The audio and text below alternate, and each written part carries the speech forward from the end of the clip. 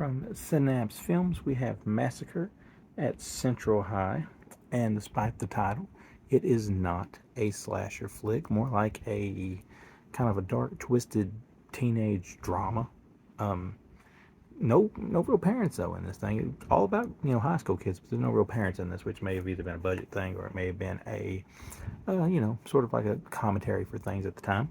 But nonetheless, you've got this Central High School, and you've got this group of bullies that are doing some very bad things to people. And I mean, when we say bullying, we don't mean just the typical bullying. They're trying to rape women and do all this sorts of thing. It's a group of 4 of them. Well, one guy moves there from another place, but he used to be buddies with one of the guys in the gang. I guess if you've got to list the lesser of the evils in the gang, he was friends with the lesser of the evils in the gang. But, he's trying to stop things from being how they are. His old buddy's not a fan of him doing this, although he doesn't want to do anything to him. He's trying to get him just to jump in line so nobody else tries to do anything to him. But this leads to conflict when they get a little bit jealous over the dude's girlfriend. So they do a little thing. He gets hurt. He gets crippled.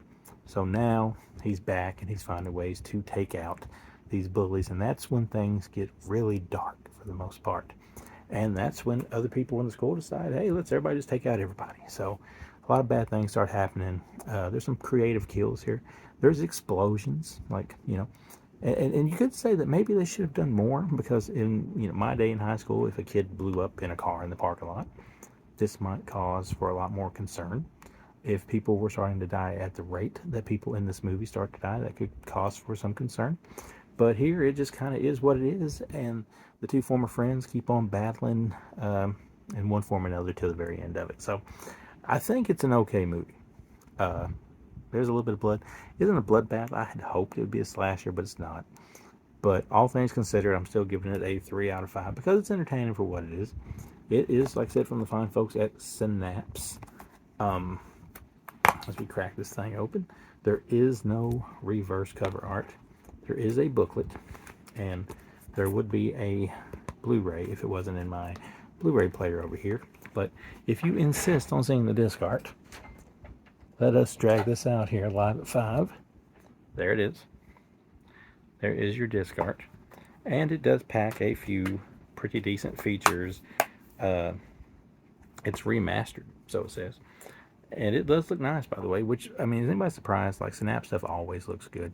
So I don't think nobody's surprised to hear that. We do have a making of documentary that is quite interesting. I watched it. A audio, interview with the cast and crew, theatrical trailer, TV spots. You get your subtitles, all that good stuff.